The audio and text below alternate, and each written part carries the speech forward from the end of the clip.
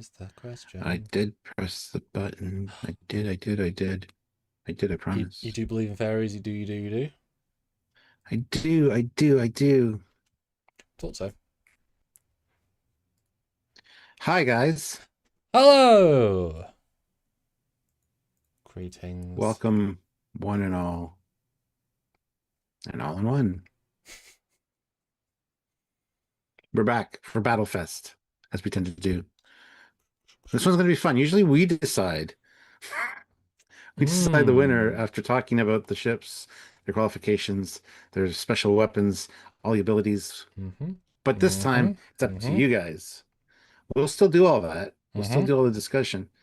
But you guys can just select the winner, which I don't know if is a good idea or not, but we'll see. I think you guys will be I fine. mean, they're coming to us for our knowledge and experience. Peh. Yeah, Yeah. fools. Fools! Yep. Oh, there's a Gandalf something. He's like, fools! You've let him in! Or something.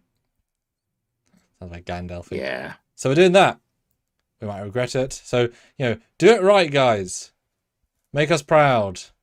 But we'll, of course, debate, discuss, theorize, and maybe change some minds. Hopefully.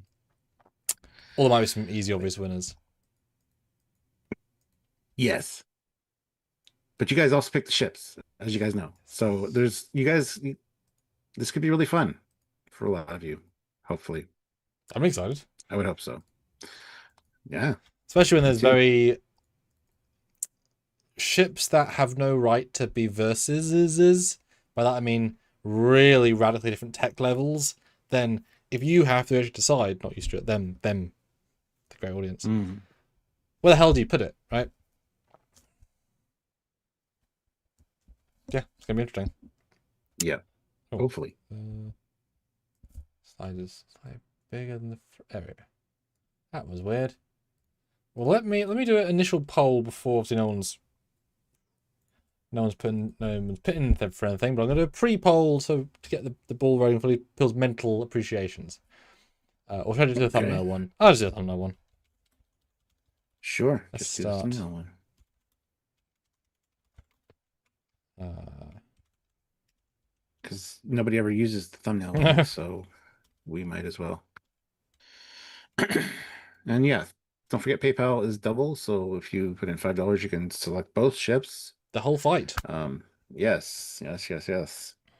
Um, so yeah, special bonuses for your PayPal, plus it helps us out immensely.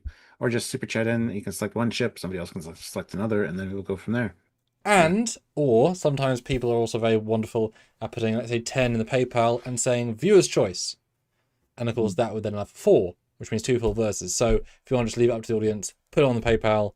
It is a tremendous way of doing that. As you guys know, at the end of the day, the power is in your hands.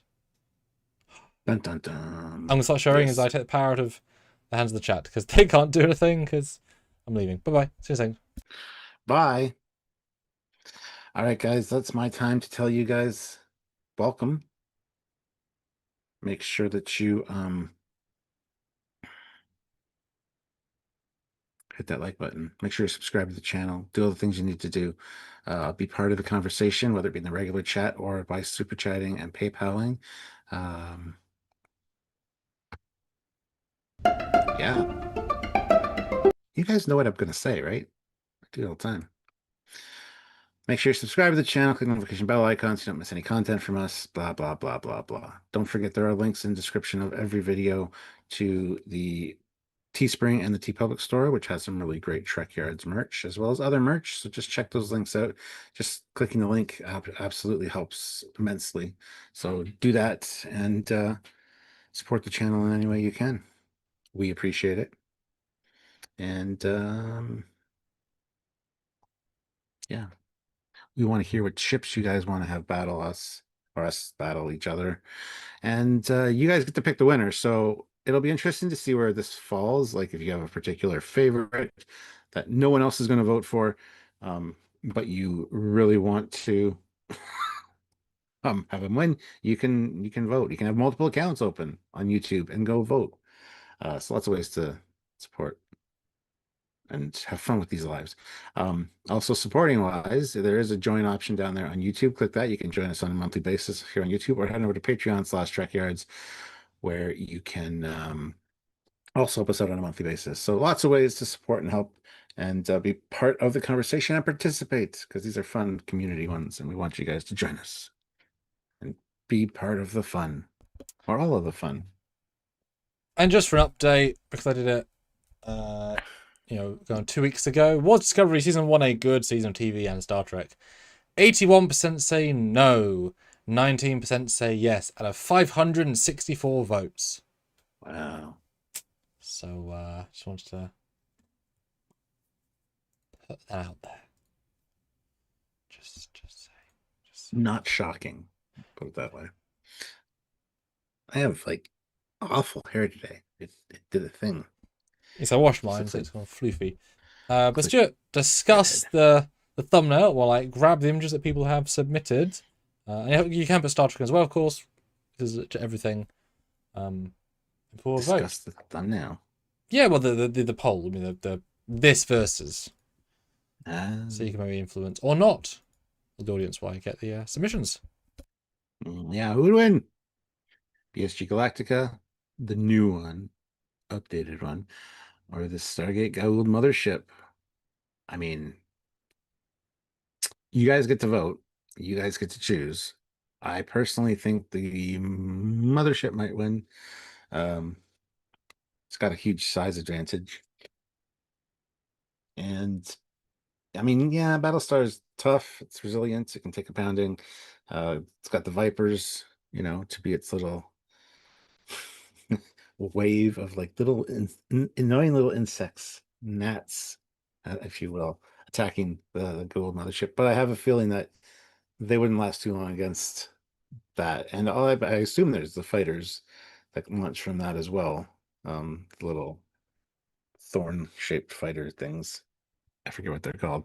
But yeah, I think overall, actually, it's funny because the Goa'uld mothership looks very much like a Klingon or Cylon base star, in a lot of ways from the original series. So yeah, it's a good one. I think size-wise, though, I think I'm gonna give it to the Goa'uld mothership personally, but it's all about what you guys are saying with 17 votes right now. So let's see, we have also 20 of you here and only 13 likes, guys. Hit that like button. Let's get those likes up. And yes, please super chat in, PayPal in. Let's get some stuff on the board here so that we can start having some fun. I wonder if we should have the winner of each match carry over to the next match. No, because then people who want to submit actual battles, that would remove that from them. Yeah. That could be a different tournament. I agree. That'd be more like strongest ship versus, but yeah, not in this regard. You'll lose the choice ability.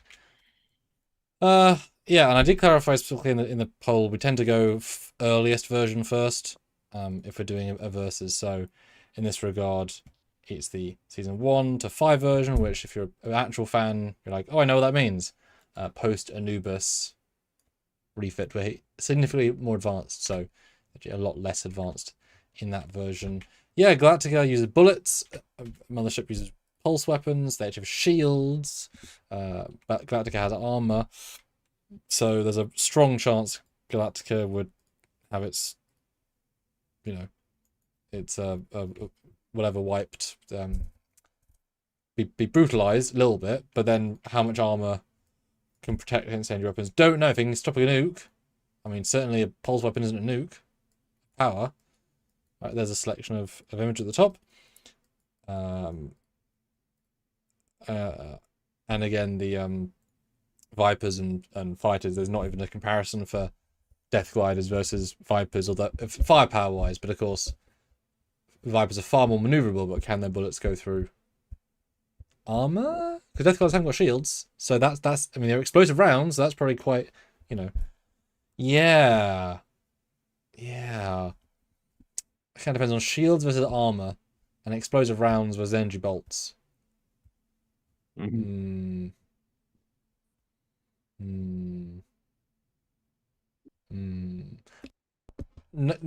definitely the Anubis version. That would absolutely not even have a closeness. But there's a lot of firepower. I mean, especially if you super thing can jump in intentionally and shoots front missiles, that's gonna do a lot of damage, probably. I'd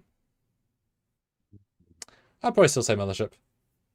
I'd say Mothership too. Lots of reasons. And we rarely see them firing everything, so it'd be interesting to see what Mothership actually go boom, boom, boom, boom, boom, boom, boom.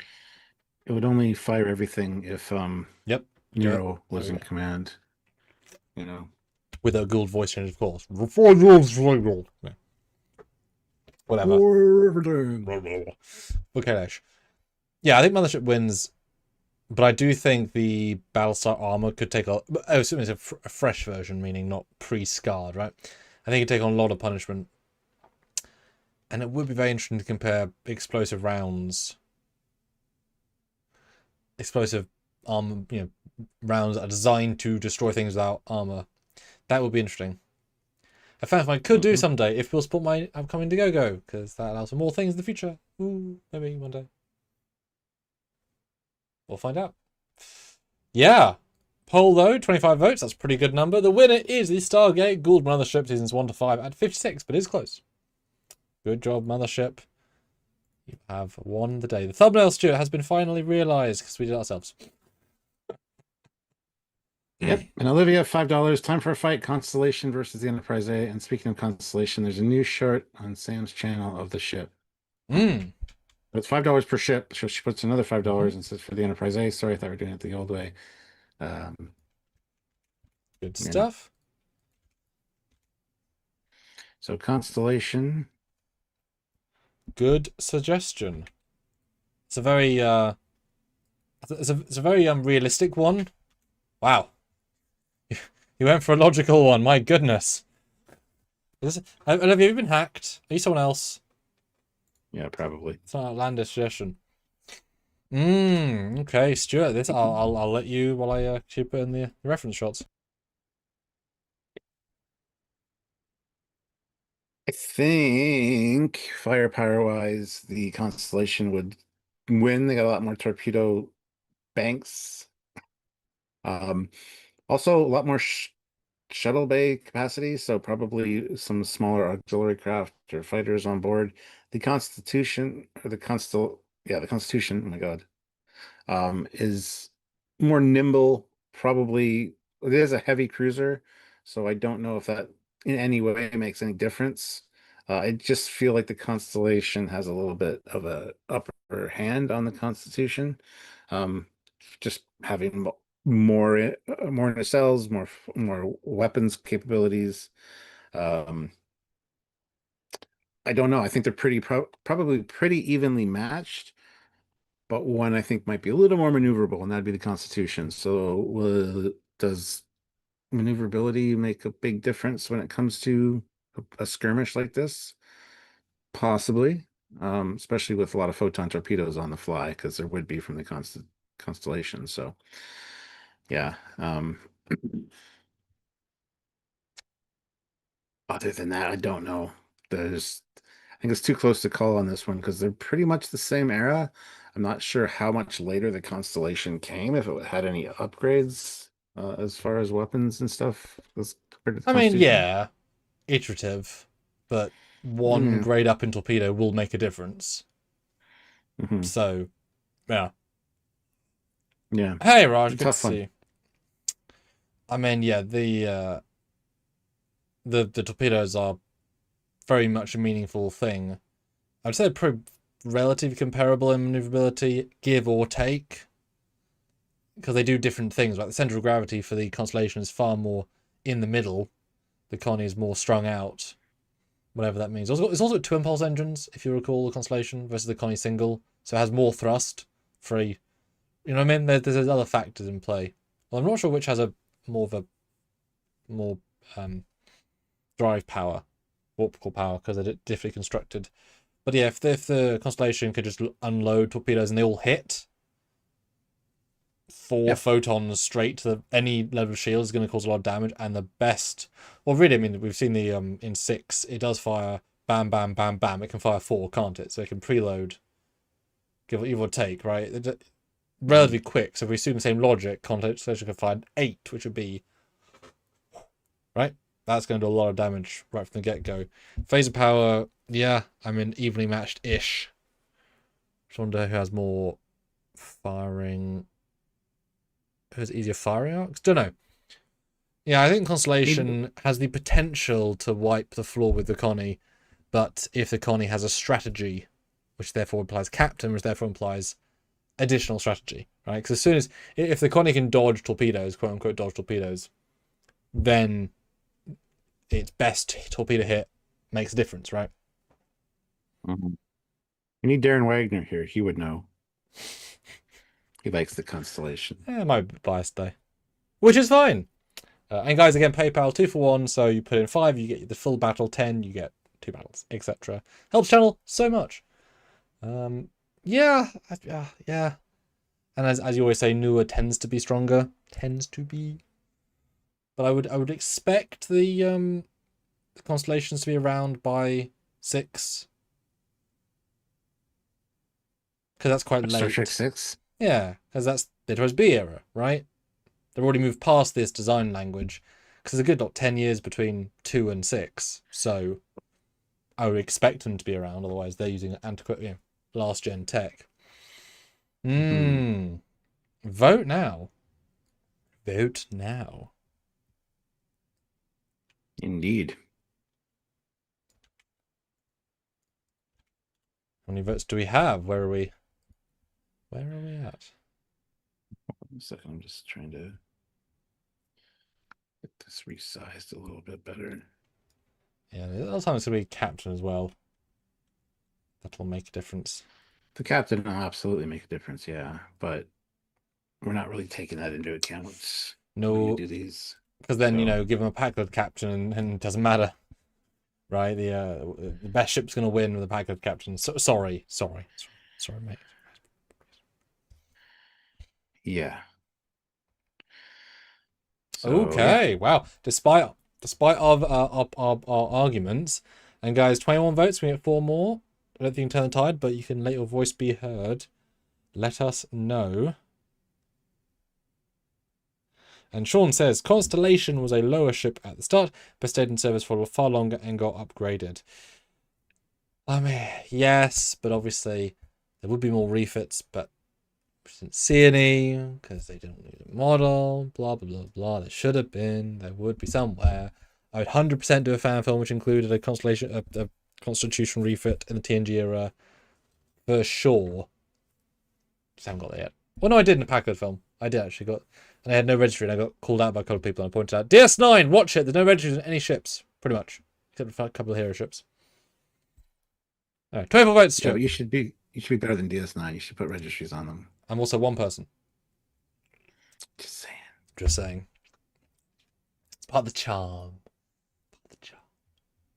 So the poll, who would win? 25. Well, okay. For 25 votes, the Enterprise A wins with 60%. Yeah. Okay. Cool.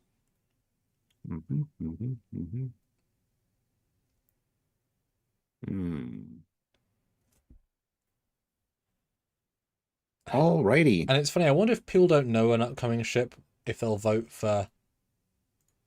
based on knowledge or look of the ship. I wonder. We have two 5s, which mean 1 each, but one person put 2 in, therefore we'd always take the first one. So it's a mashup of unintended. So we'll see how that goes. And Raj says, what does ChatGPT say? Well, you can super chat or PayPal in for that request. Like $2 PayPal, what? Just something or other to show your intent, and we'll get on that. All right.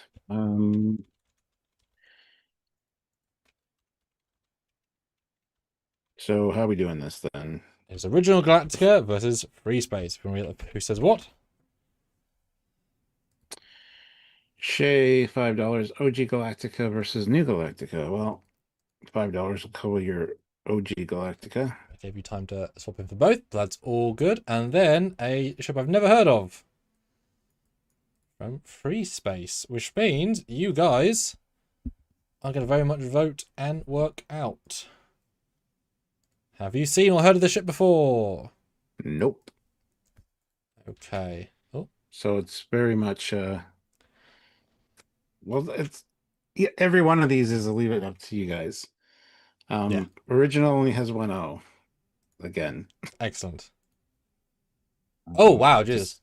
The SD Lucifer was a massive super destroyer that led to Shaven incursion during the Great War. Armed with 2 flux cannons, termed today as beam cannons, the Lucifer possessed enough firepower to destroy capital ships and bombard planetary targets with ease. The vessel was rendered invulnerable to Terran and Vezirdan weapons through the employment of advanced shield systems. The Lucifer was responsible for the destruction of several worlds in Terran and Vastadan space, including Vastadan's homeworld, Vasadura Prime.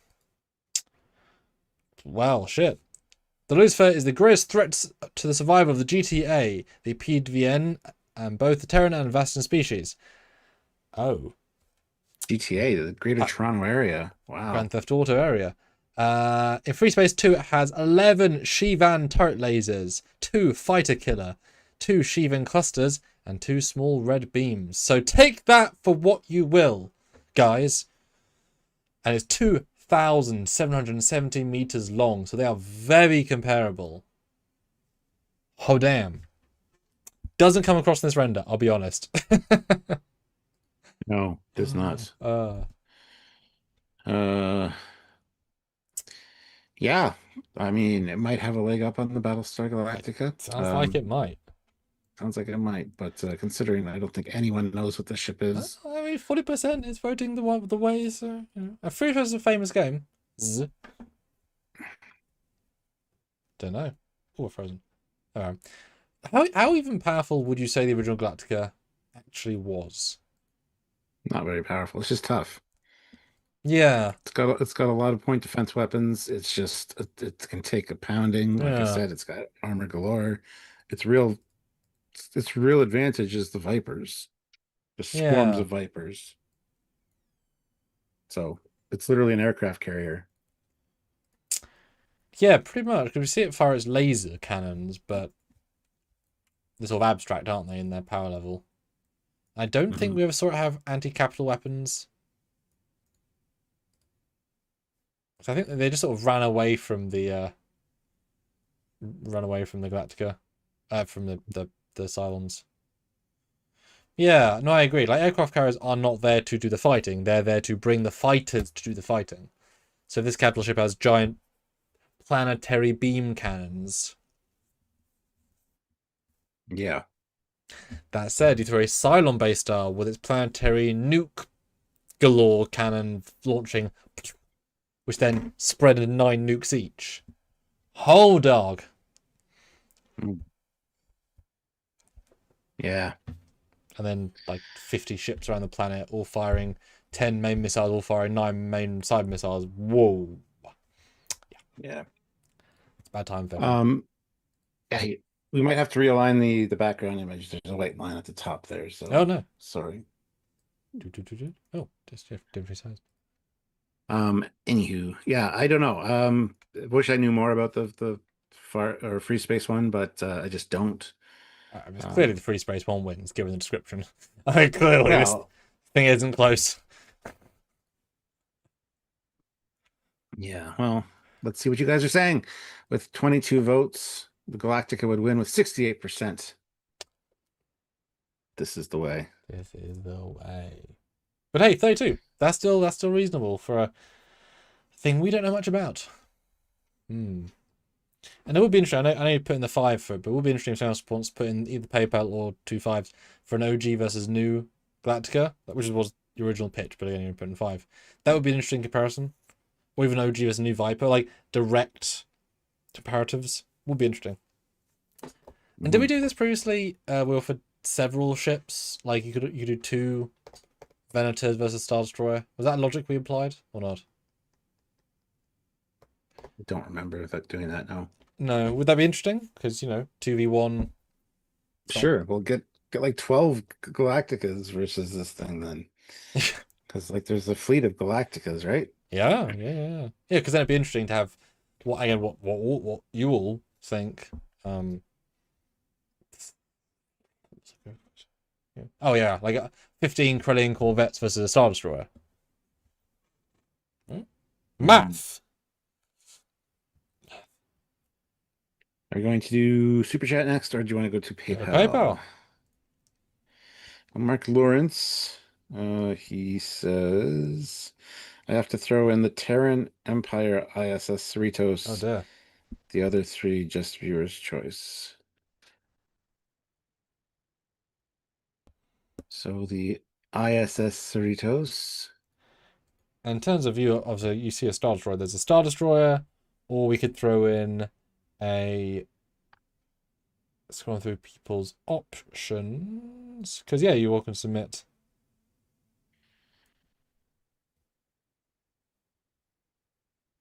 Not many, but that was a Star Destroyer was one of them. So I'll throw in the Star Destroyer. all right, but yeah, submit 2 more guys, and we'll do 2 more thanks to Mark, or 1 really good versus. So yeah, someone submit a really interesting versus, and we'll take that suggestion.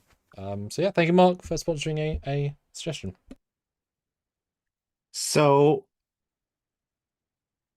this is the tale as old as time. Star Trek versus Star Wars. I mean, I think Star Trek is going to win. This ISS Cerritos, especially being a more aggressive version of the Federation technology, would definitely.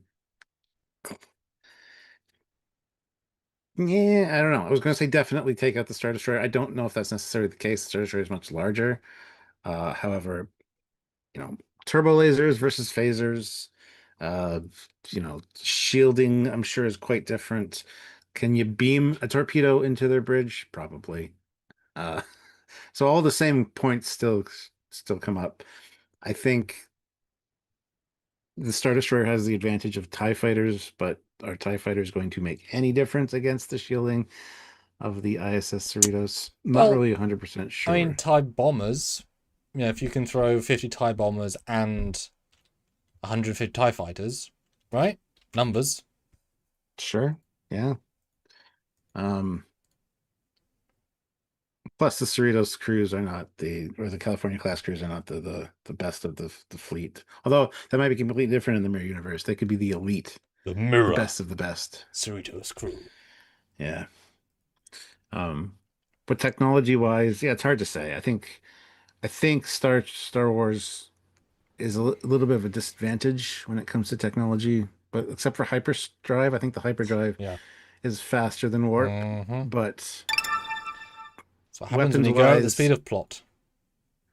yeah, weapons-wise, Ooh. I don't know, man. Ian. I don't know. We've got 1 from Ian, so that's a possible versus. So again, we've got 1 more by Mark. Thank you, Mark. So we've got DS9 versus Silent Baystar. If you have other full-on versus to suggest, and we'll pick the best one. Vote now or submit now. And of course, vote in the poll. Yeah. Yeah. It's one of those things where the Star Destroyer is so giant, at least in the canon, as you showed me a great video. Is it though? Because if it isn't that size, California is pretty damn big. It ain't a slouch. It feels smaller than it is. These are definitely 2 interesting ones to compare direct side by side. But just the fact that you can have the behemoth of a Star Destroyer is just pewing so much firepower and yet not do too much. The thing can bombard cities, but cities don't have shields, right? You add shields to the mix. Yeah. And I'm sure, given that how they just that looks like, I haven't looked at this episode for a while. That looks like they're just the Titan weapons pod at the top of the bridge module. And yes, for the thumbnail. So this thing has all the torpedo launchers. I mean, the difference in firepower between those turbo lasers and a stream of torpedoes is going to be pretty massive. Even for a Cali class. Yeah, I would say I'd give it to the Mirror Universe Kelly class, honestly. So there's gonna be some secret source to the Terran-ness, right? Some level of extreme that they do. Also, if you go 1 step further and say, oh, actually, they're boarding the Star Destroyer because they can presumably, through shields, but get aboard, then they can be far more vicious than stormtroopers. Phasers that can blast through armor, rifles that can shoot down corridors and destroy rooms. I mean, they're gonna big. What can this not able to shoot straight stormtroopers do? So, in what regard? Just numbers. Really, that's the only thing that Star Destroyer has in absolute.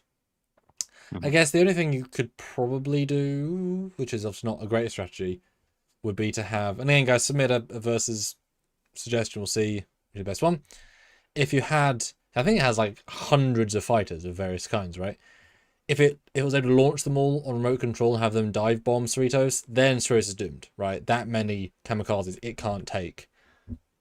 But that's a very, very unique use case, right? Yeah. Oh, Mark, good luck. So yeah, I think it's got to be Cerritos. I would say though, a Superstar Destroyer should be fine against it, right? Because that's like, that's stupid powerful. Yeah. Well, let's see what you guys are saying. 19 votes.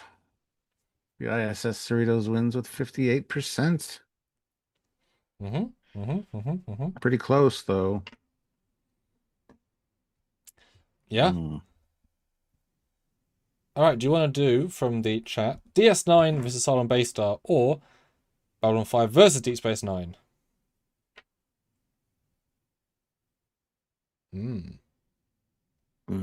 That's right.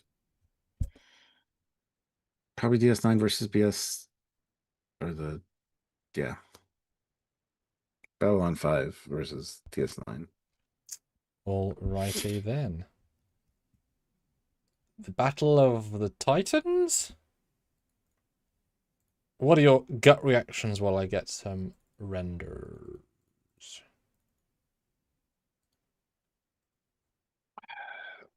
I'm not quite sure what Babylon 5 is capable of, but I have a feeling that the way that Starfleet beefed up the DS9, that DS9 might take the edge on this one just a tad for firepower.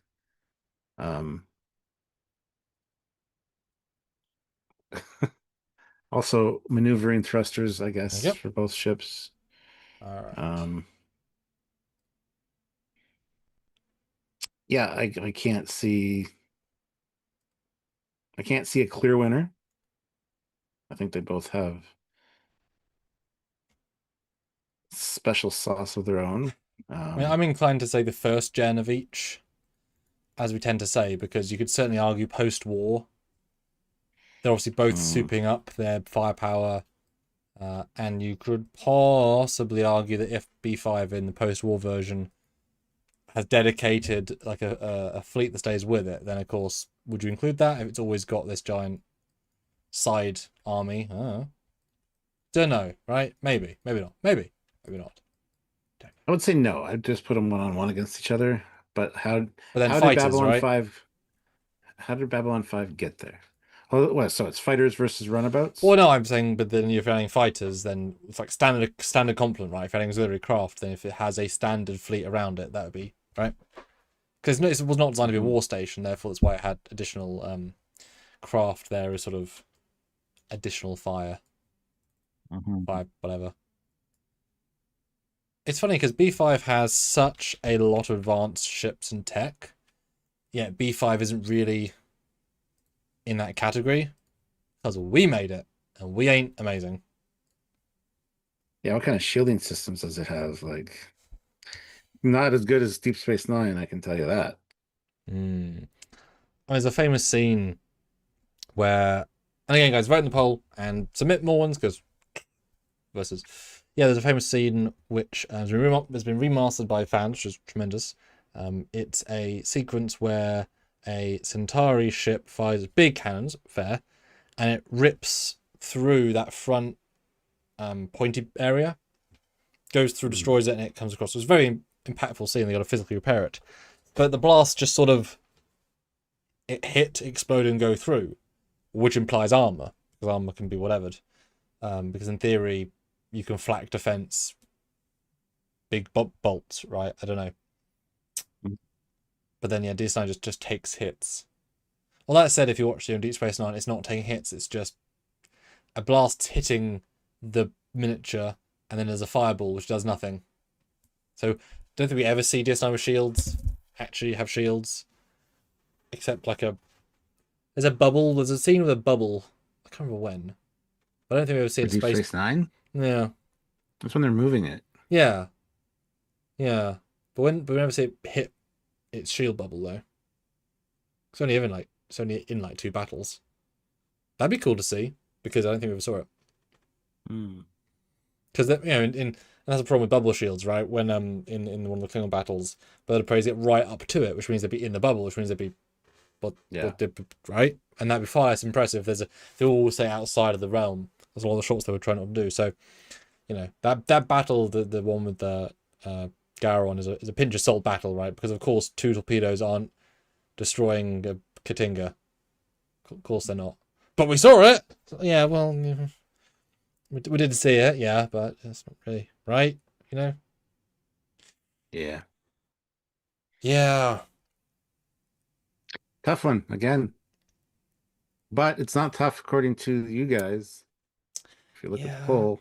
So I think B5 is just a wonderful trading post station, which is epitome of technology, right? Wow, we built that. That's amazing. But DS9 is a mining station with far more advanced aliens who have some guns, and then it becomes the literal tip of a spear of our quadrant. So it's this thing would be hella cool to see it fight a Borg cube, right? Fires everything. That'd be, but the best of both worlds, or the cube where you fire 5 torpedoes and it can destroy little segments. Because if 5 torpedoes can do that, what if 5 torpedoes every 5 seconds from like 6 zones and phases? I mean, right? That's gonna, yeah. Just saying. And Dan Ben says in DS9 Season 1 with Tosk, you see the station's shields up. Oh, I'm gonna go look at that right now because I cannot visualize that. But yeah, I can't either. I can visualize them moving it. But... Oh yeah. Tosk. Which one's Tosk episode? I do not remember. I remember him. Captain Pursuit, yes. But guys, reiterate if you would, or Stuart, reiterate if you would, the PayPal and 2 for 1 if you would. Yeah, so on PayPal, it's 2 for 1. So if you throw in $5, you get to pick 2 ships to have a legit battle. If you want to do Super Chat, it's $5 per ship. And you guys can select as you feel the need to. If you only put in $5 Super Chat, though, and you select 2 ships, we're going to take just the first one. So it's the same every time. Yeah. All right. So yeah, PayPal is the better option in that regard. You get more bang for your buck. And 28 of you here and only 22 likes, guys. Come on, let's get those likes up to 30. We can do it. Ah, there we go. Yes, Dan. Good job, man. Now, did you know off the top of your head, or did you start scanning? Because boy, it's like a small moment. Well, it's really funny to watch the actors in a non-moving set doing this. And you can tell they're wobbling themselves in unison. Okay, not that not that's the most important thing about, but here you go. Dan Ben has come to our rescue. And here is the said screen cap. I just don't remember the scene at all.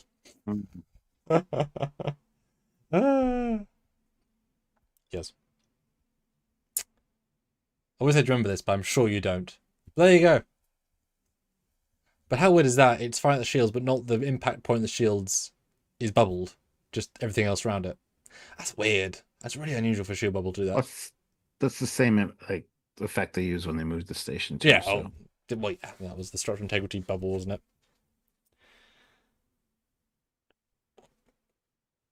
Nice. Well, I will get Solaritas' tremendous one. It's a 3-way, Stuart. Do we do a full 3-way? Because that is a bold. Yeah, we can. Yeah, for that one, sure. I'm up for that. I had not considered that. But hey, I like it. So with 19 votes, who would win? DS9 wins with 89%. Damn. Okay, that was not gonna come back from that. Yeah.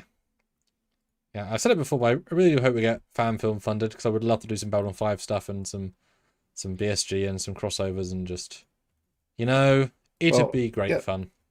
While you're getting that one set up, yes. I will do the next PayPal, which 100%. is Schmo Buddy, the X-71 space shuttle from Armageddon versus the Messiah from Deep Impact. These shuttles don't really have armaments, though. Like they do. They carry nukes, I guess, to get rid of the asteroids, but those have to be drilled into the. I don't know. Um, for pure coolness factor, I'm gonna go with the Armageddon one, just because it's a better looking design. I assume that's the one on the left there, if I recall correctly. But yeah, Aside I from don't Deep know what. Impact is indeed the one on the right. Yeah. Yeah, Yeah. yeah, Damn. yeah. I think just for coolness factor, I'm gonna go with the Armageddon one. It just looks more capable. The other one looks very utilitarian, but nothing super special about it. Mm. Mm. Um, very real world for sure. The Armageddon one's science fictioned up a little bit, I gotta say. Um, and I'm fine with that. It's all good. This feels like a Yeah, I fun, don't cheeky know. one, you know? Yeah, yeah. But also, who'd I ever think think of this, right? Which I like. I like people submitting interesting ones. I can imagine one being faster than the other, but as for any kind of armaments or weaponry to fight each other, that's just Yeah. silly. So it's up to you guys. It's going to be personal preference on this one. I'm pretty sure. Yeah. Yeah, definitely. Yeah, personal preferences is for sure. Yeah, I like. I also want a fan build, whatever. The seeing the CG of the Armageddon one's fun on the right, but yeah, it's just a rocket versus the other one is a dedicated craft. It can definitely do more. I can probably definitely do more. Hmm. Mirage says the Messiah spaceship drops nuclear bombs out the back for thrust based on a concept called Project Orion. Well, there you go. That sounds very not fun or safe. Nukes aren't trying to be safe. When you're using it for propulsion, you would hope they're trying to be a Well, little safe. I mean, well, I guess safe is a relative term, right? We didn't Yes. die, therefore safe. The bar is quite low. That's fun though. That and I that need that to watch. I need to rewatch Deep Impact. I think I've seen it once. I've seen Armageddon a mm, number of times. So yeah. yeah, it'd be fun to compare some ships that have no armaments, which this almost is, right? And see what the audience reaction is. This is very close, but you know, to unarmed and how do people quantify that in their mind? It's like, who wins? Well, what do you mean by fight? Right? What okay. I don't know. I'd be interested in that. Hmm. Oh, as far as This that's not. reminds me of the scene in SG-1 where Braytak asks if is the shuttle armed or something like that. Yeah. No. We have not got amazing weapons. Sorry. Yeah, All vote right. now. I mean, this is absolutely up to you guys. Make our 16 day. votes. 27 of you here. Let's get those votes up to 20 if we could. Would be Mm-hmm, amazing, guys. mm-hmm, 3 more mm-hmm. likes as well to get to 30. Then we'll get Olivia's, and then we'll get move on to the three-way. Boom, boom, boom. Yeah. I should see what people are going to say.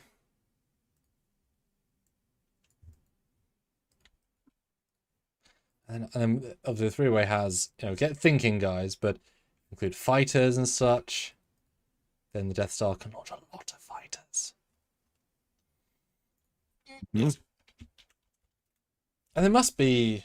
I mean, I'm pretty sure there are. There are Star Destroyers docked in the Death Star. Like, I'm pretty sure there's just Star Destroyer bays. So if you take that into account, then, you know, Hmm. right? Crazy. Hmm. Hmm. And Marco says, "Yay, got you to read my comment." Yeah, we just if you super chat it, we'll read every comment. If it gets super chatted. But yes, we do select good ones from the regular chat Mm-hmm, mm-hmm, to mm-hmm. focus on. So Yes, we ain't pre-recorded. Yes.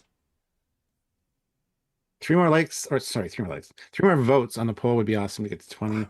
Oh yeah, come on guys. Come on guys. 31 of It's kind of you. close. It's kind of close. You could change the reaction, the impact, the deep impact. Huh?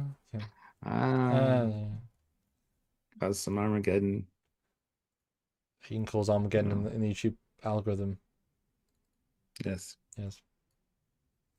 That's just what you meant to say, right? Perfect. Yep. Absolutely.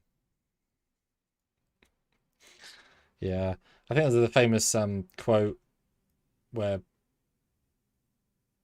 Bruce Willis in the commentary, no, Ben Affleck. thank you, asking the commentary Deep Impact, why is it easier to train engineers than oil rig people or spaceship people? And the director said, "Shut up."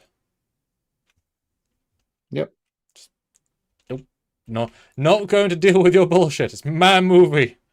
It's my movie. I paid you several $1,000,000. Shut the hell up. Up. I enjoyed both personally. They're both very different. Yeah, I need to rewatch Deep Impact though. It's been a long time for that one. All right. Well, let's see what you guys are saying. With 17 votes, who would win? The X-71 space shuttle from Armageddon with 53%. It was very close. And the tide could have been turned, but no one else voted. So close. All right. I like it. I've learned something. What people think, anyway. Have you though? All right. Now this, where you want everyone's votes for. This is a big deal. This is right. This is a big deal. Yes. Olivia, $10. I wasn't hacked. To prove I wasn't hacked, I want the NX-01 versus the McGee class. Oh, I didn't even see that one. That's why I mentioned it before. I didn't figure you did. That's why I said we'll move on to Olivia's and then the three-way. Oh, right. I thought this was Olivia's. So we'll get to that in just a second, guys. In the meantime, make sure that you're hitting that like button. Let's get those likes up to, well, we have hit 30 now, so that's good. So thank you. But make sure you are considering your versus battle and super chat or PayPal those in. Okay. And I assume it's not an X refit, because that would change the game. Yeah. Oh. I mean, top of the line craft versus the McGee class. Well, the McGee class is much newer, much more advanced. One would imagine. Probably not the newest of the time for Discovery, but at the same time, it's much probably got more going on than the NX-01. Just saying. Polarized hull armor, which I guess they get shielded at some point, but photonic torpedoes. All right, cheers, I don't know quite what the McGee class is capable of. No one does. I love that it's the USS Shran. Played a big part in Enterprise, so you'd imagine it's pretty feisty, Andorian-like. Yeah, a little bit, punchy. So yeah, I don't know. I personally, just because of hero-ness and hero-ship vibes, want the NX-01 to win, because let's just assume it's got its crew with Archer and might have an edge there. But I think technology-wise, there's at least a good 80 years difference between these two.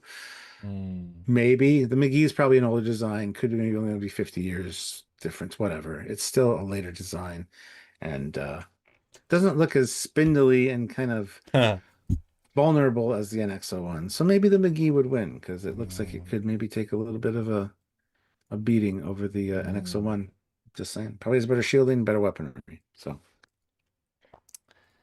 yeah, I mean, the McGee class is clearly a light insert class, right? It ain't doing much except happy to be there, which is not a problem in itself, right? You need those class of ship. I mean, look at the Oberth, right? It ain't doing much of much, but what it is doing is useful. So the McGee class could just be popping around, and that's nice, right? Good for it. But yeah, phase cannons and, well, yeah, there's so many iterations of it. Phase cannons and hull plating are pretty much... Now, if we had waited for the refit version, the SS Enterprise, well, then it would have upgraded shielding, upgraded weapons slightly, but it would have a little bit more of an advantage. than what we're looking at here. So yeah, unfortunately, I do got to give it to the McGee class, but I don't want to I mean, because I hate the McGee if you class. take it literally, right? I don't think the ship has any weapons.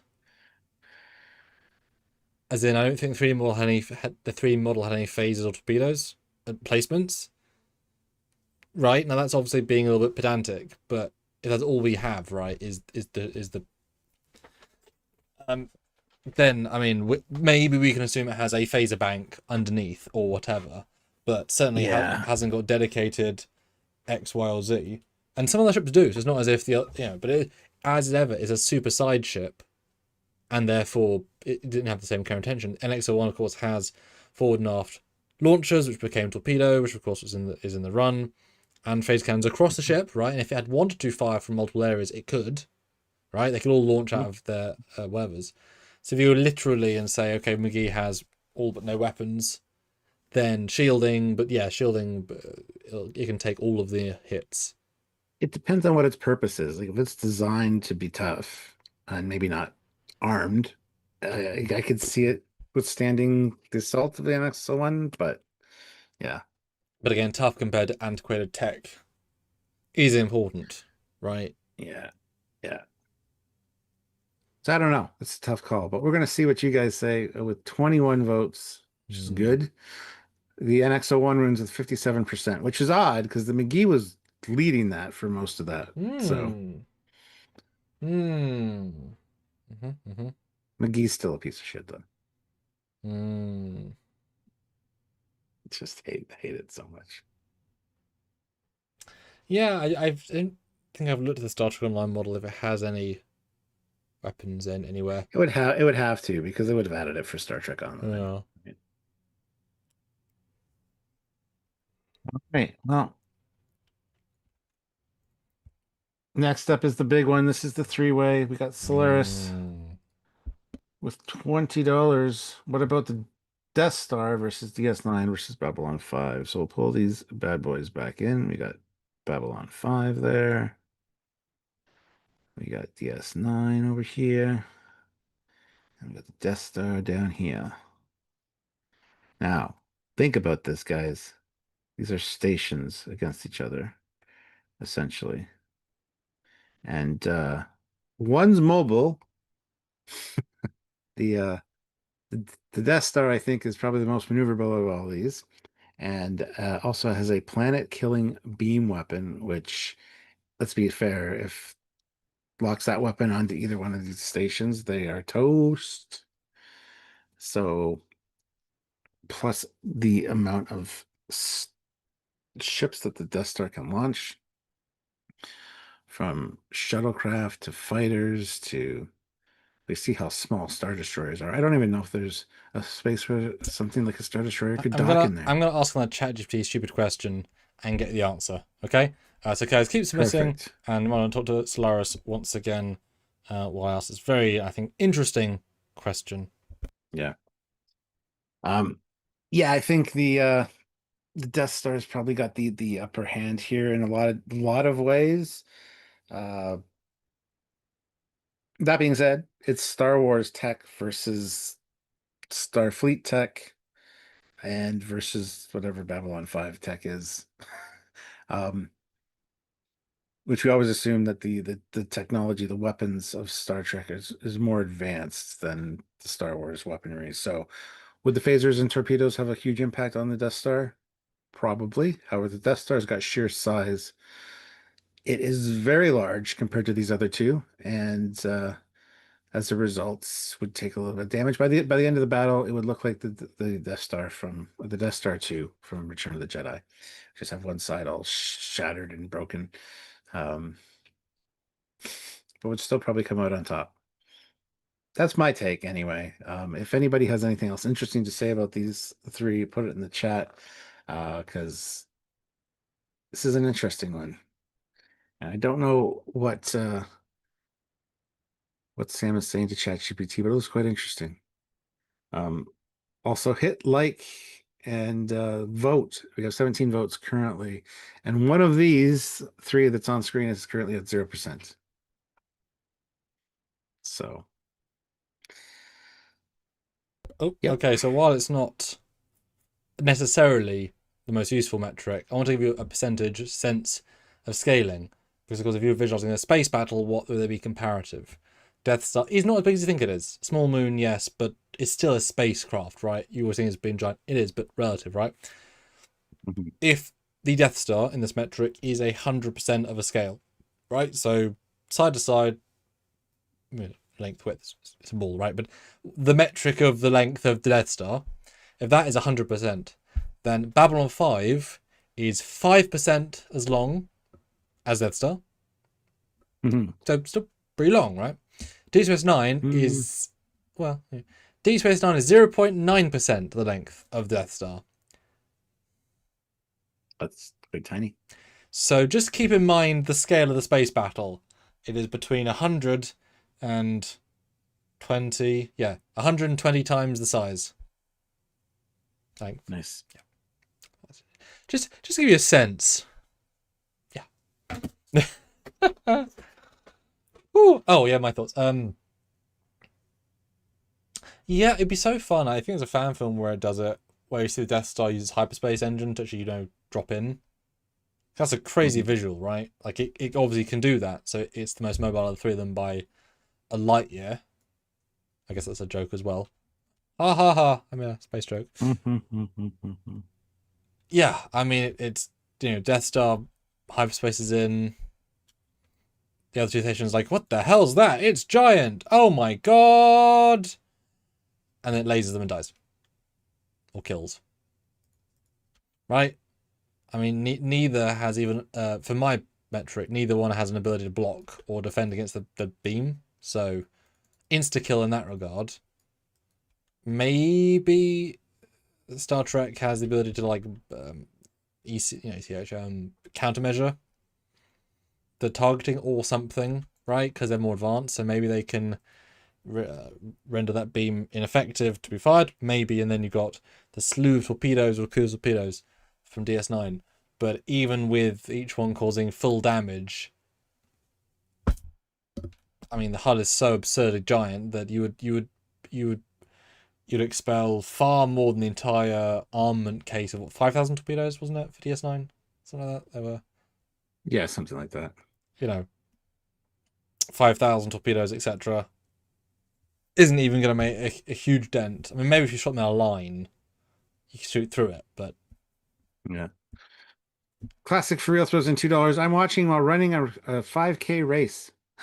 Well, don't trip over that. Oh my god, you tripped. There's a crack in front of you. Oh. I don't mean to laugh. Yes, oopsie. Hope you're okay. Hope you're doing well. I would say we miss your ridiculousness, but We don't. oh, we do and we don't. As long as you're here on Sunday for our drunk yards. By the way, guys, Sunday we're doing our 11th anniversary drunk yards. So join us 1 p.m. Eastern Standard Time for that. We're hanging out all afternoon, doing fun requests and hanging out and doing fun things. PayPal will have a huge advantage on Sunday. You can really have us do some fun things. So tune in and get us drunk. Yeah, that'd be a lot of fun to celebrate and commiserate. Yes. B5 is definitely the old one out here. It really can't do anything in this fight at all.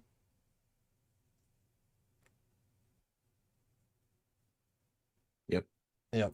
Which sort of puts in perspective. Now, if if you're literally in the environments, then the Epsilon weapon would probably be able to take out Death Star. Okay. The planet's orbiting. There's a weapon on it.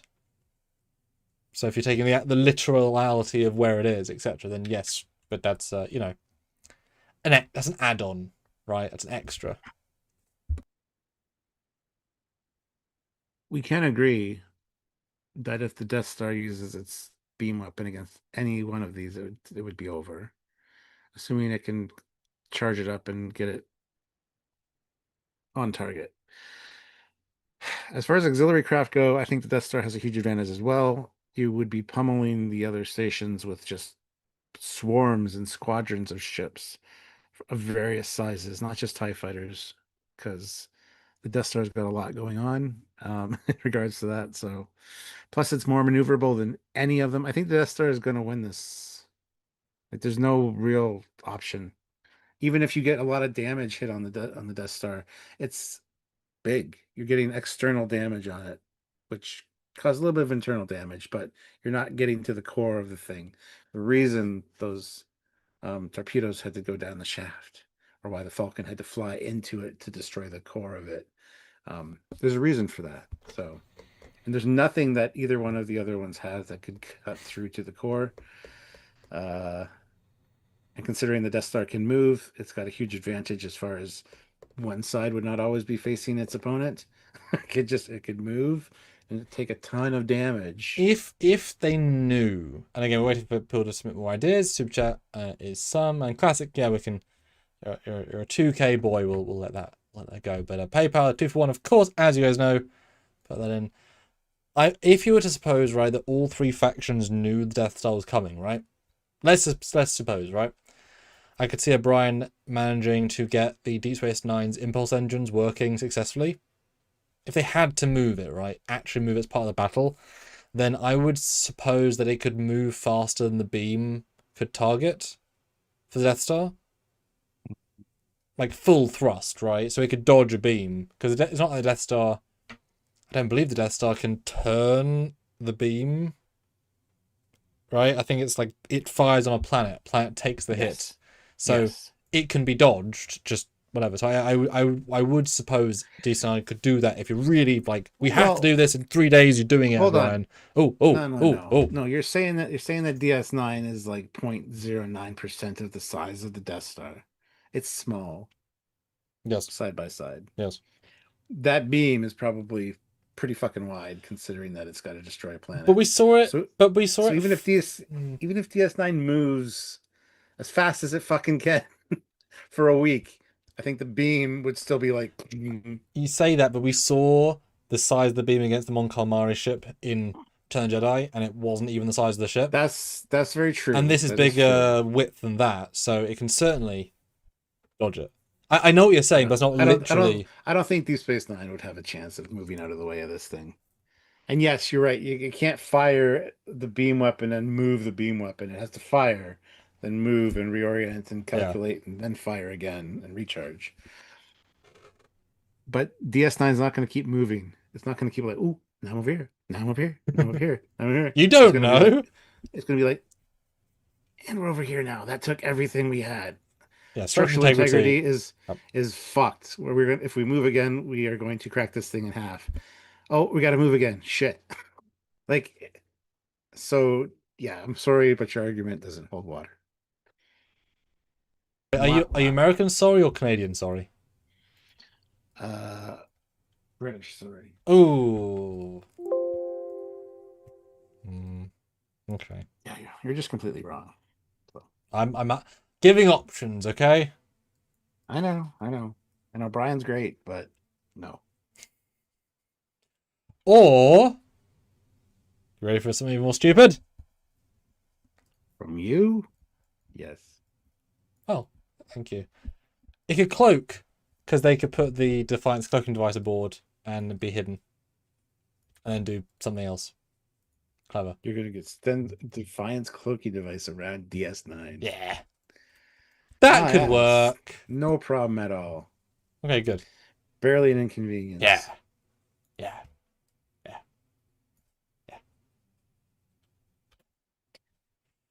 Vote in the poll, guys, as we are about it. There might be a clear winner. There might just be.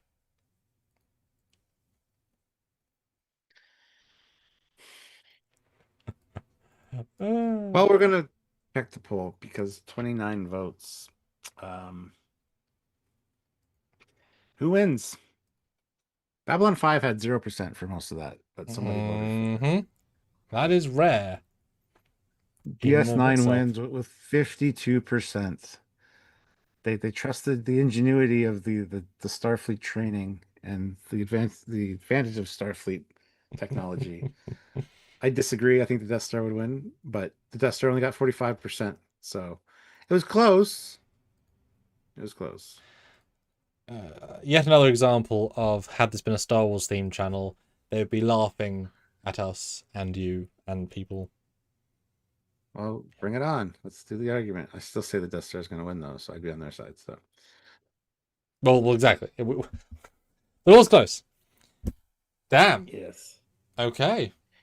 All right, we'll move to the PayPal. Get that out of the way. Because there is a PayPal. Death Star 2 versus the Dyson Sphere. And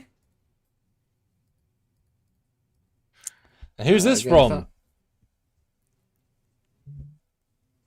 I don't know what their screen name is. Excellent. I don't know if they want me to. Sorry, I thought it was that, Classics so. one, but you're right, it wasn't. So again, the Death Star 2 is is superior to the Death Star 1. I believe it was more maneuverable. It was a lot tougher, and the recharge times for the firing beam were much reduced. So even in an uncompleted state, it's still pretty tough. However, the Dyson Sphere is like immensely huge compared to the Death Star. I think the Death Star 2 is actually, was it bigger or smaller than the original one? Oh, it's like 10 times as big. Okay, there is a size difference. Okay. Yeah, huge. But still. Yeah. It's stupidly bigger. Yeah. The Dyson Sphere, I don't see it as being like something that could fire a beam and destroy a planet, but just its sheer size, destroying a Dyson Sphere would be incredibly difficult, I believe.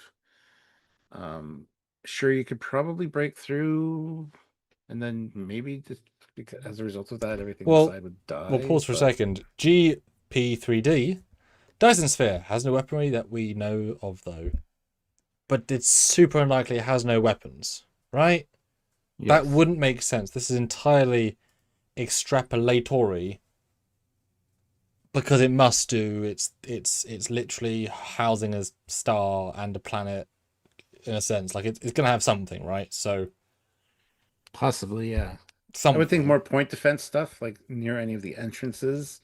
There would be like point defense weapons. I can't see it having like long range weapons. Well, they say that, but point defense for something this big is Star Destroyer killing. Yeah, point defense. Possibly, yes. Well, that's the thing. We saw a very tiny zone. Are there giant nipple-sized balls of plasma cannon goodness across the area? Just every 3 million kilometers, whatever, and just happens to be. That's the thing. We don't know enough about it to really make a call on that. I think the Death Star could fly around and take pock shots at it, and maybe irritate it a little bit, but it wouldn't cause much damage. Well, that's the thing. I believe they said in the episode that the hull is impenetrable, as in none of the weapons would do anything, as in they can't shoot it to get through, because obviously they had opened the door, right? I think they said the hull is too strong. So obviously torpedoes versus Death Star 2 laser, not even comparable, but that's Shea Locomotive Productions PayPal. That's beautiful. Yes, beautiful. Thank you. It helps. So I could it stump to a Death Star 2 laser? I would be surprised. But if it can literally have internal shielding to protect the entire surface, the inner surface against the radiation of a sun safely, which is in immeasurable power, and of course the tech to build the damn thing is immeasurable power, that you would assume that if there was some automated, we are under attack, that it would have shielding that could like move its defense systems to a zone and have amazing shields. You'd assume it'd have to, right? Sure. But are we saying the win for this battle is total destruction? Like what are we defining as a battle and a win? Like, because the Death Star could shoot at this thing all goddamn day, all goddamn year, and maybe eventually cause enough damage for it to we don't know what capability wise the Dyson Sphere has to fire back. to damage the Death Star? Is there a door big enough that if the Death Star gets close enough, it can tractor beam the goddamn thing inside? I don't know. So I don't know what we're defining as a, as you put it, war battle kill death fight. Um,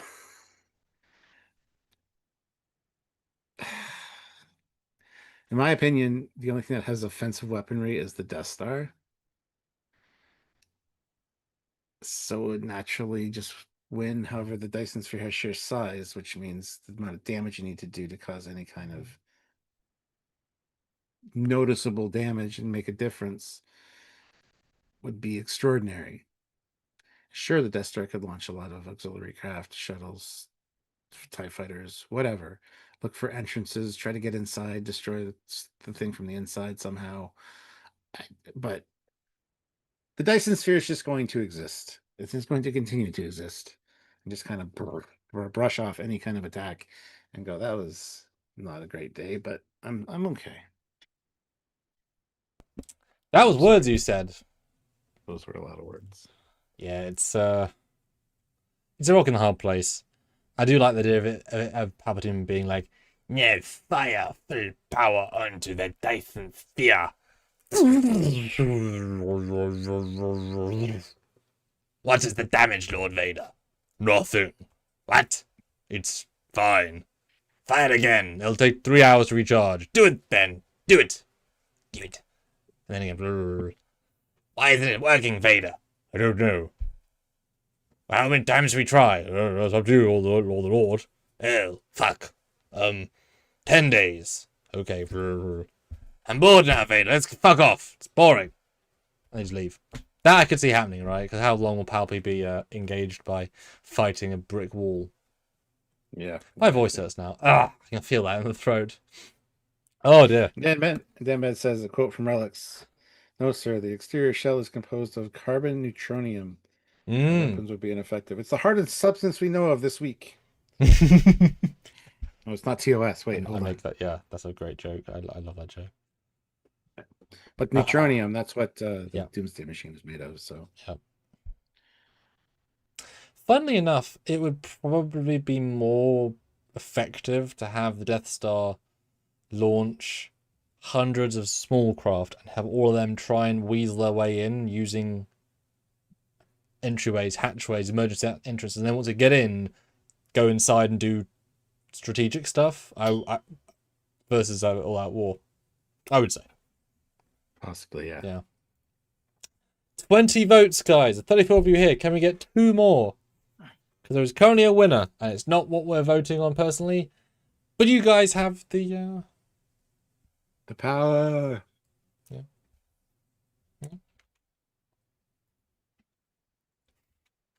Yes, go vote, guys. Make our dreams come true and answer this question. And then we do have another PayPal one from Solaris as well, which we'll get into after this one. But yeah, it's not an easy discussion here, I don't think. And you thought you were giving us a silly idea. We had a great time discussing the practicalities of it. You're welcome.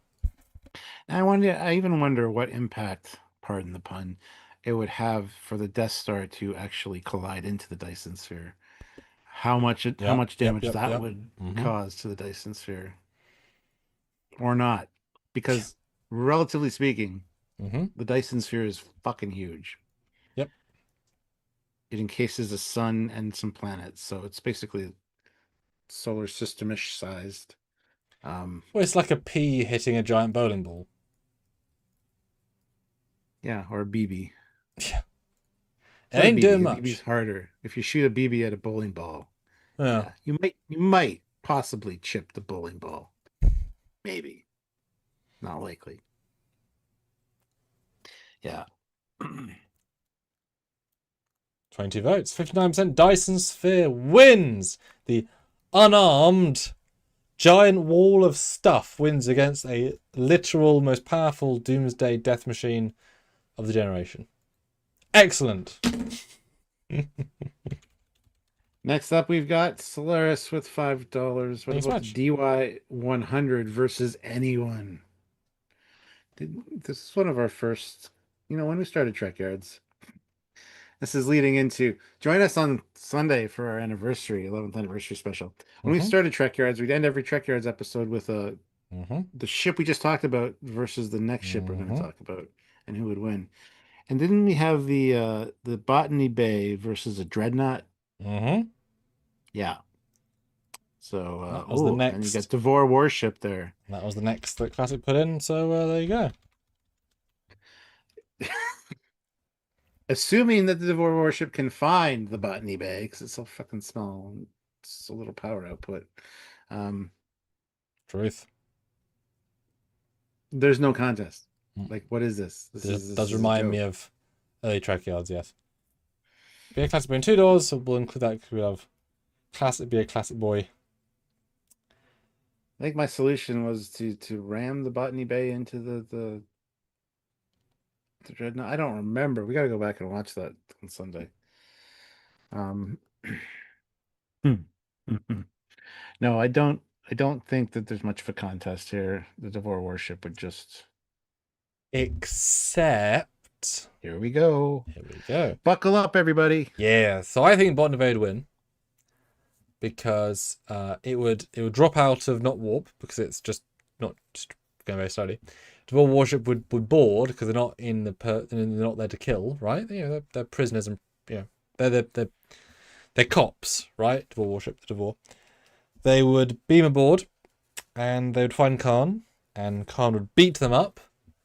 They would get aboard the Devore Warship, and they would massacre the crew as much as they need to, take over the Devore Warship, and go and start causing bad things to the Devore Imperium. So, due to the internal fights, Khan and his crew would brutalize the Devore crew and win.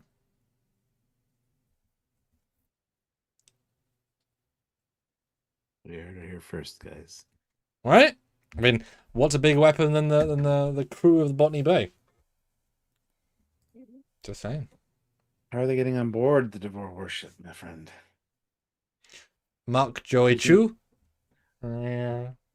Using their... There you go. They'll speak in Devorese, and they'll trick them. It's Maltz. Choi Chu. There you go. Maltz was the name of it. What do I said? There's something else. Yeah, that. You said something ridiculous. Oh yes. Kind of like what you just said before that about Khan winning. I never said anything about the goddamn cruise. We talked about the ships. Yeah, the Devore would just basically overlook this thing, just like. Of course, the irony is they just bump them. Let's be honest. Devore with shields, just bump it slowly, and the hull is not designed to take impacts of any kind because it's just metal, and the thing would be hit, and the feedback would snap and break. That's not a great concept for a live show we should do. Start off with something like the Botany Bay, and you have to find a ship that it can possibly win against, and just spend 2 hours looking for a ship that Botany Bay could probably beat. It's not as easy as it sounds, is it? Anyway. Yeah, it's not much of a contest now, is it? Considering the Botany Bay has no weaponry, so what other ship in sci-fi has no weaponry that might be smaller than the Botany Bay? Oh, no. I was going to say the ship from the Navigator, but I'm sure the Navigator run circles around the Botany Bay. Also, if I was rewriting Space Seed with a little bit of finesse, I would be fine to say that Botany Bay has missiles. Why would you give superhuman Khan that you're... Well, no, because you're getting off Earth, give him weapons. Because you tweak it so he left the ship and it's his craft, right? It's the only one that could leave the planet. Cargo ship, spacefaring is the only one they could get, but they were able to give it. Well, and also you might need missiles for destroying asteroids in your path. in fairness, you having some level of anti-debris weaponry. Oh, is this thing hitting any astrofield and it's dead? I mean, that's not an unfair point, right? Low yield missiles. They wouldn't be powerful enough to do any damage to any other ships or shielding, though. Didn't say anything about that though. I just said having weapons. Wow. Sure. I mean, you could also, right, if you were going to be really cheeky boy, yeah, we could, yeah. You could give them nuclear weapons because Khan brought nuclear weapons back with him. And therefore he could launch nukes. Maybe not. Maybe the Augments have to throw the nukes, but they can maybe launch nukes. That's my theory. I'm sticking to it. Sure. You're welcome. Dan says its COS shuttle has no weapons. Agreed, but it can also fly circles around the Botany Bay. Literally, figuratively. Yes. So, anyway. What are we, okay, 18 votes. Devore Warship wins with 89%. I mean, not shocked. Put your hand up now if you're part of the 11%. Or don't, because you might get ostracized. It's probably classic again, isn't it? Probably. So now what are we doing? Do we have any? Yes. Yeah, there's there's a PayPal. Oh, there's another PayPal, is there?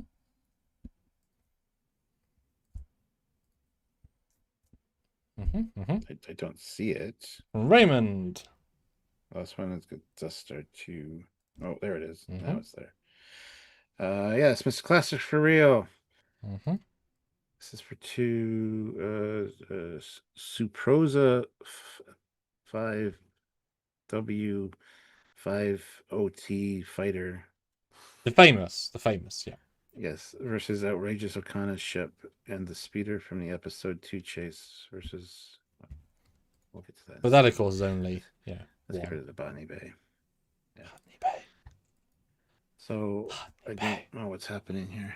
Suprosa Star SW. I don't know what that is. Very famously, this thing versus very famously this thing. Will you ask me to tell you what they are? They're too famous to even know what they're called. I'll be honest. So, for context, because you guys got to vote, it's on you. The Suprosa is a heavily modified Imperium MBC-1 medium transport, allegedly hauling fertilizer. The Suprosa ran under the Ezor Transport Systems contract. The intelligence indicating the Suprosa carried valuable information was leaked deliberately by Imperial intelligence as part of Emperor Palpatine's ruse to lure the Alliance to Endor in order to obliterate them. It was raided by members of Rebel Alliance, including Luke Skywalker, Dash Rendar, and Ace Azamine and a group of Bothans piloting Y-Wings. They found it to be transporting data on the construction of the second Death Star. Many of the Bothans died in the efforts when the Suprosa launched a diamond boron missile into Y-Wing formation, obliterating everything in a 500-meter radius. However, the Rebel forces were able to disable the ship, strafing the ship with his X-Wing, as a means to disable the transport's weapons with his ion cannons before another missile could be fired. Skywalker then disabled the ship's engines with his X-Wing fighter.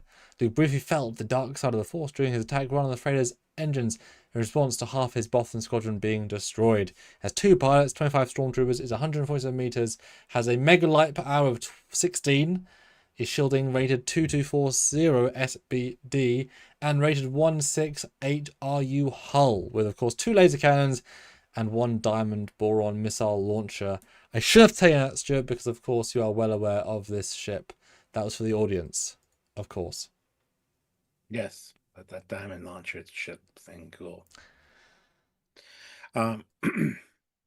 Okana's ship, though, I mean, it's Star Trek, so it's better.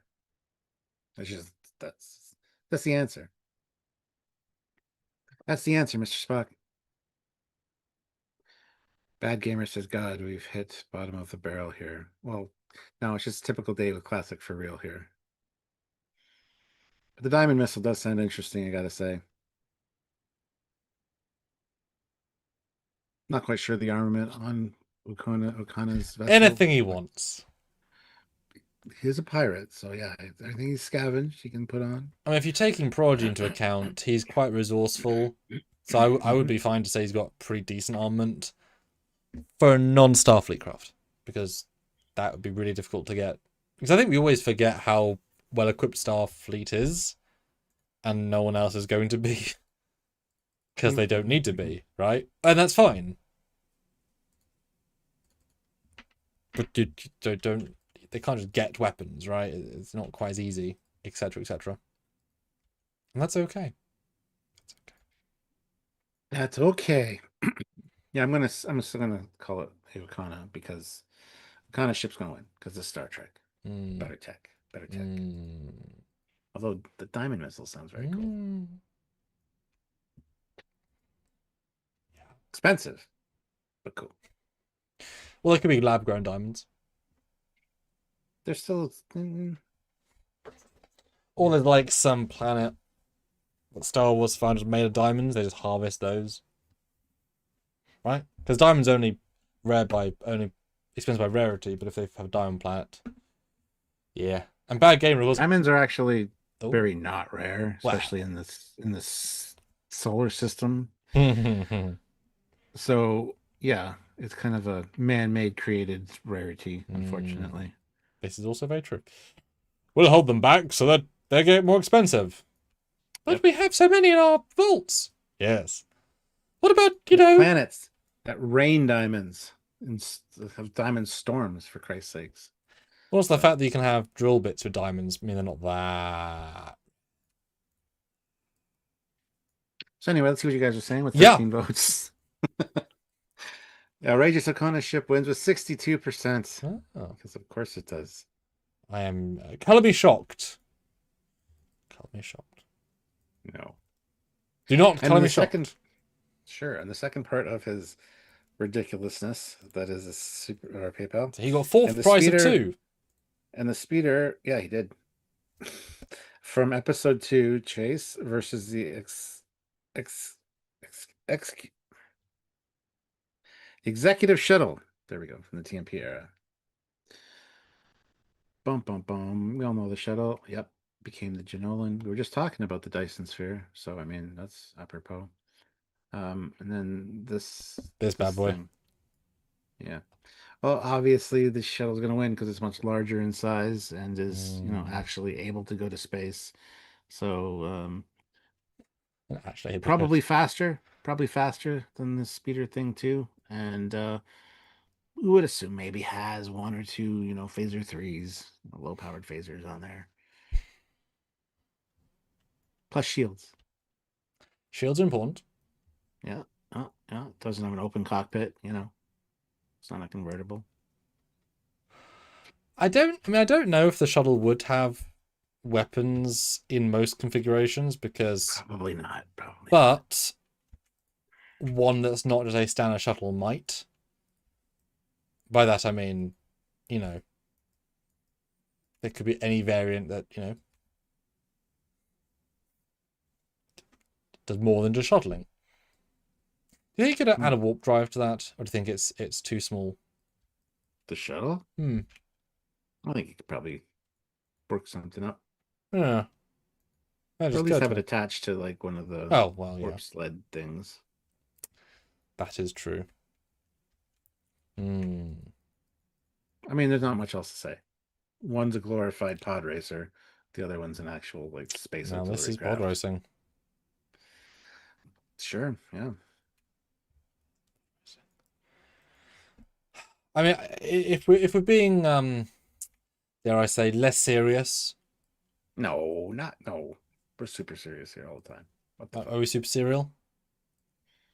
Maybe. Do you know what that's from? Nope. It's from South Park. Super serial. You got a lisp. Super serial. Gotcha. Yeah.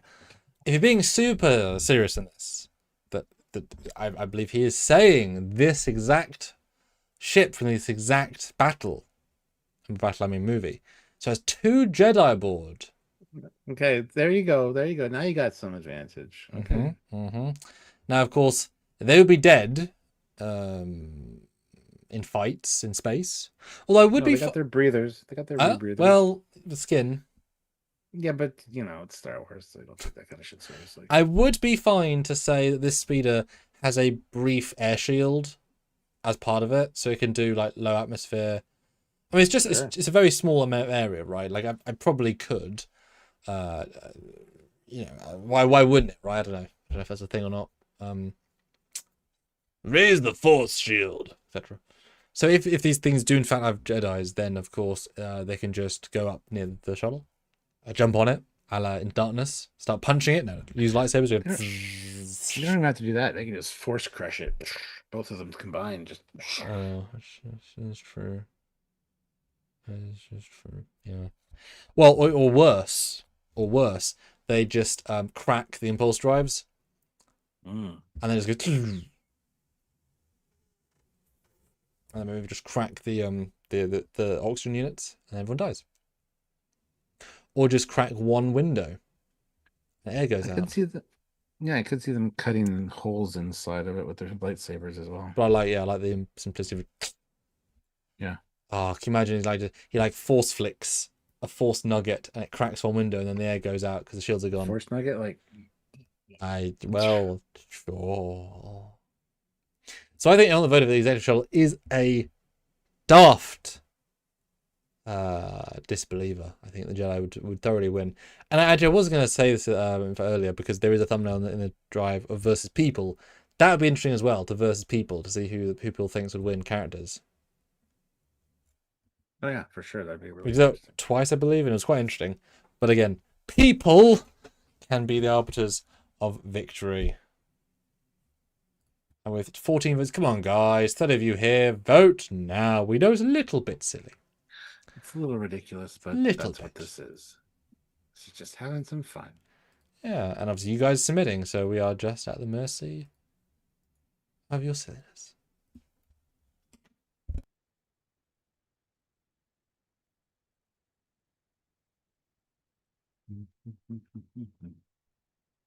Boom. Oh, that looks so cool. That looks like not that. Hold on.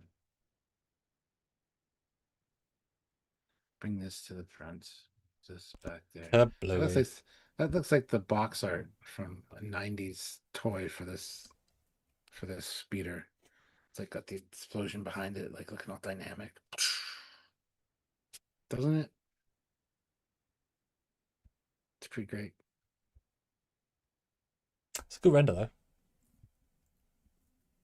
And I do rather like that speeder. I am a fan. I quite liked They both die. Well, indeed. I quite liked the name of the ship escapes me, but the or the name of the company, the ones that made the Star Wars miniatures. Rather nice. It was a really good size, therefore it was a really good size model. As we know with any sorts of things, the longer the model, the smaller the detail for a relative thing that you buy, etc., etc. Indeed. Oh. Well, guys. Oh, what? Okay, classic pun. We're not gonna do all two because again, it's only 2 for the price of 1, not 8 for the price of 2. So we'll do the first one, of course, but gotta keep the rules sometimes. Let's end this one with 15 votes. The executive shuttle wins with 80%. As you would expect. All right, so what he's got? 8, you said? And he's doing stuff that I think is once again not coming from my Google. So I'm just gonna ignore the first one because what you're asking for isn't coming up. So I'm just gonna ignore that and do the second one. Rather than doing the wrong one. FASA Nathan Kaiser didn't come up? No, it's not coming up as a thing. Sometimes things don't come up in my Googling. But that's fine. We'll skip to the second one. FASA Klingon Fat Man Destroyer.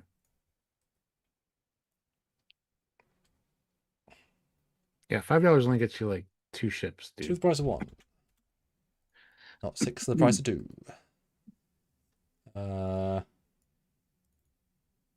Again, that's not come up either in Google because it would think the first thing. So we're going to skip to the third one as well. Here, let me take a look while you're doing this third one. Yeah. Guys, do the things, hit like and all that stuff. I've got to copy and search it, otherwise I can't use them, obviously. Well, to just do silliness for the sake of silliness and the most abstract thing you can come up with is just not conducive to being. Let's see. Babylon 5 back again, which I believe I have a clean shot of somewhere here. Could do a keyword search, couldn't I? Ah, there we go. Warlock. I got a Nathan class light cruiser by somebody on DeviantArt. Oh, and then there's the escort, which is the Miranda Oberth type thing. Nathan Cruiser class destroyer, yeah, that's the one. But we've got insane. Slightly outmatched. I always forget the thing exists, but I really want to do something with it. So Stuart, we are versus Zing the Borg Fusion Cube versus the Babylon 5 Warlock class. And the Warlock class is, of course, the earlier warship of the universe. And classic, it's 2 ships, not 2 battles. As that's been for the whole time. Okay. Yep. Tactical Fusion Cube wins.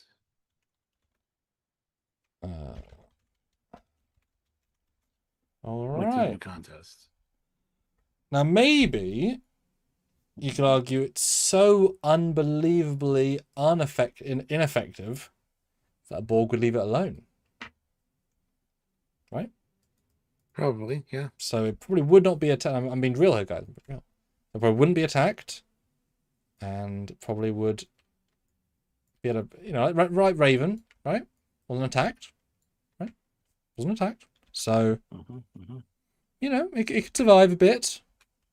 You know, just saying. So they could use that to its advantage, I'm thinking. Yeah. Sure, yeah. I mean, yep. That is the thing. I mean, Tactical Fusion Cube serves a purpose. It's not an assimilation cube. It doesn't just fucking go around assimilating ships. Tactical Fusion Cube is designed specifically if the Borg run into any kind of problem. Yeah. You know, ships that they can't easily defeat. You know, species 8472, something like that. The Tactical Borg Fusion Cube comes in and says, "What's going on, guys?" It's not just an assimilation cube, so it's going to ignore small shit like this. Unless it considers it a threat. Which it won't. Yeah. Fair point. I like the logic there. Yeah, this thing's definitely a high. You thought a cube was bad.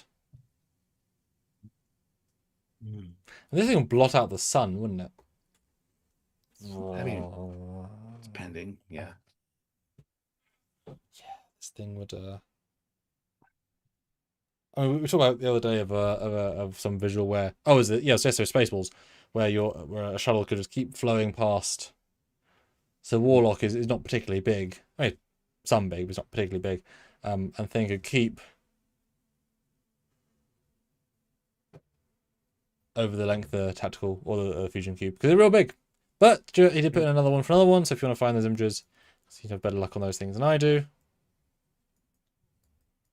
Did he put in another one? Yes, for the Klingon. The ones that you're mostly finding. The Fat Man one? Yes. So vote now in this universal difficult thing. You have Leviathan Titan versus old warship with missiles. Think carefully, ladies and gentlemen. Think carefully.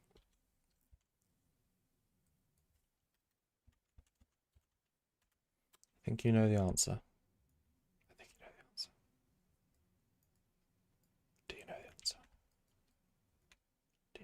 Indeed. If this isn't like 97%.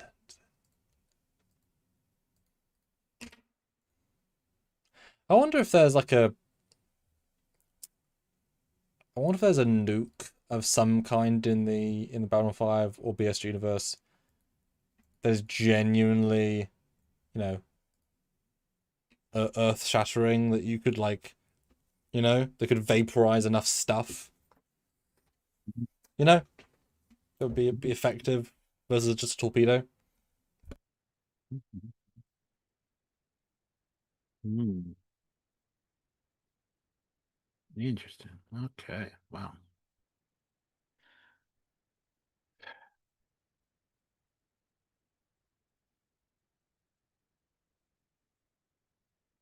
All right. Well, let's see what we got going on here. With 14 votes, the Borg fusion cube would win 86%. So not much of a contest there.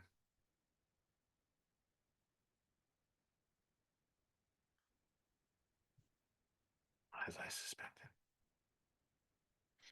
So next up, I guess, is another classic for real one. And that is the That crashed. Yes. Nathan Kaiser class versus the Klingon Fat Man Destroyer, correct? All right, cool. Here's the Klingon Fat Man Destroyer from FASA. And here is the Nathan Kaiser class. Oh, yes. Yeah. Now, this Klingon ship is quite large and chunky. It is, here it is compared to like a Katinga and a refit. It be a chunky boy. Yeah, it does.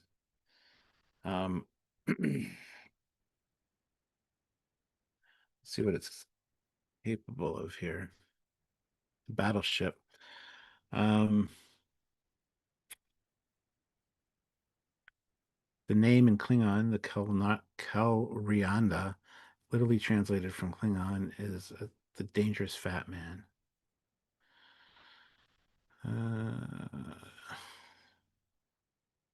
Doesn't give me much. Resurrected Starships did a video on it, actually. So length 244 meters, width 147 meters, height 110 meters. Warp 8, cruising speed warp 7. 11 disruptors, 4 photon torpedo tubes, deflector shields, and 16 shuttles. Against the Nathan Kaiser class, which is basically just a bulked up Oberth class with some Miranda type elements to it. Which I should probably look up the facts on that. I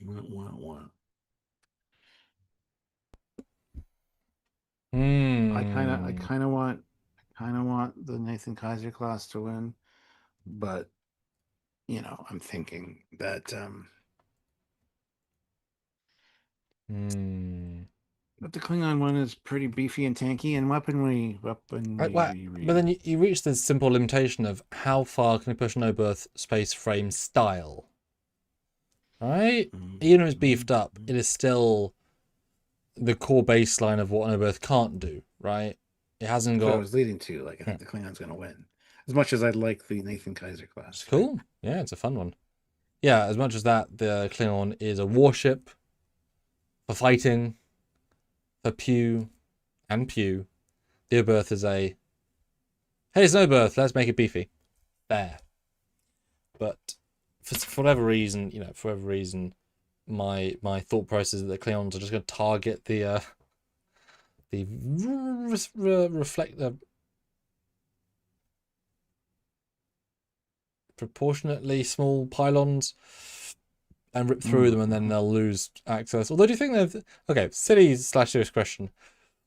If they were to destroy both pylons, do you think their ship would be salient enough to have an auxiliary power supply in the secondary hull and have wireless control of torpedo launchers, or is everything going through the pylons? Because it's clearly way more needed than the Oberth.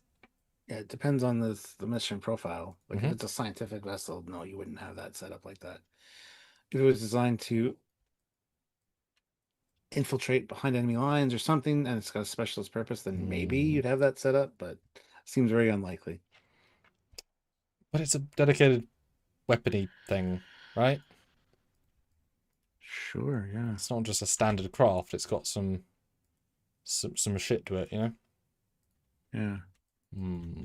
Well, for the Mark 1 and the Mark 2, they both have 6 phaser arrays. And the Mark 1 has 3 photon torpedo tubes. Mark 2 has 4. So I think just armament-wise, the Klingon 11 disruptors and 4 photon torpedo tubes is a little bit more aggressive, as the Klingons tend to be. So Yeah, I mean, it's hard to beat Klingon at the best of times, and when it's clear trying to make a statement of power. Yeah. They won't want you to win. Let's just say that. They will fight, and fight and keep fighting probably. So I think it's fair to say, Stu, I think you've put the nail in the coffin there. yeah. But a fun ship. They fight. The Itchy and Poochie show. The Fat Man and Nathan Kaiser show. The winner is our fans. People are calling this the Klingon block of prey. Yeah. AC Costello says the Nathan, not gonna lie, the Nathan class ship does look cool in my opinion. Yeah, it does. Absolutely. But you know, it'd be interesting if the Klingons did a ship that was just, I guess we could build this, having the boom, D7 boom, and having a warp ring style configuration with, I guess, the impulse engines of the sort of D7-ish at the back. But the entire ring has torpedo launchers at any given spacing that's available on both sides. And a boom in the middle. I just warps in and yeah, the sound effect from TMP. Cool. And the back. And, then you imagine the same battle with Chang and 6, single torpedo versus all of them through the saucer. Oh no! 9 holes in the saucer. Oh crap! Oh no! Now it's like perforated, so you just have to go on and like push on it. Pops out. God. Or there's 9 holes and they've got to like walk around the debris. Like there's only one corridor that's not destroyed on the ship, and it's just like, what's the name of the 2 spies in 6? I can hear it, but I can't remember. Burke and Samno. There we go. There you go. Burke and Samno. I remember Samno, yeah. Final votes, guys. Final votes. And let us know in the chat right now with 24 of you. Would you like to see us do this format, but, well, not necessarily versus, but the idea of you guys vote and win for action films, for sci-fi films, even for comedy films, and for people versusing, so characters.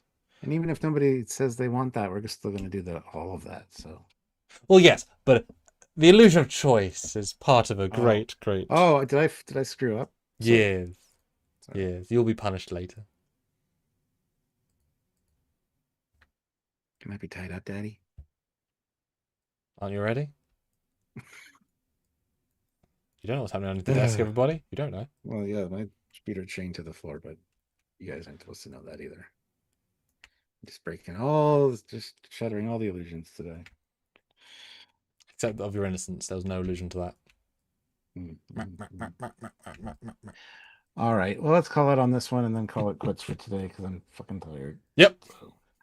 It's a tiring game. So 12 votes. The Klingon Fat Man Destroyer wins with 75%. As I think is very fair. Yeah. Yeah. It's but it should win style points. The Notto Birth. It's a fun one that Classic found a few months ago, and I respect it and what it's trying to do. I'm going to remind you guys that Sunday is our Drunk Yard, so please join us at 1 p.m. Eastern Standard Time for a Drunk Yards fun time all afternoon. And bring your PayPals, bring your Super Chats. Destroy our livers. And oh, nice. And I'll be getting some of my uniforms out, some props, classic fare. As we know on the PayPal, those goals are significantly lower, so therefore a lot of fun. Yeah, we enjoy those. Yeah.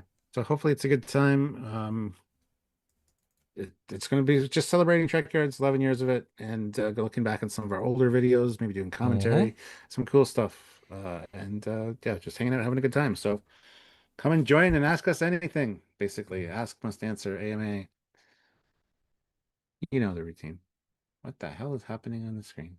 Don't worry about it. Lots of things. Anyway, I'll call it there. Thank you guys for watching. You guys are awesome. And hope to see you Sunday as well as tomorrow. Tomorrow we'll do another live. Don't worry. We'll be here. But So be here or until then, be square. or be Fat Man. What a It oh was gosh. kind of square. It was kind of square like. Or Tactical Cube. Yeah. Be here or be square. Fat Man is the name of Kevin Smith's show. Batman or Fat Man. That's the thing he does. Oh yes, yes. That's what I thought when you were saying that. Anyway, guys. Until next time, he's Commander Kikings. He's got a Foley, and you guys are crazy people. Especially classic for real. Good luck with your run. Bye, guys. Bye.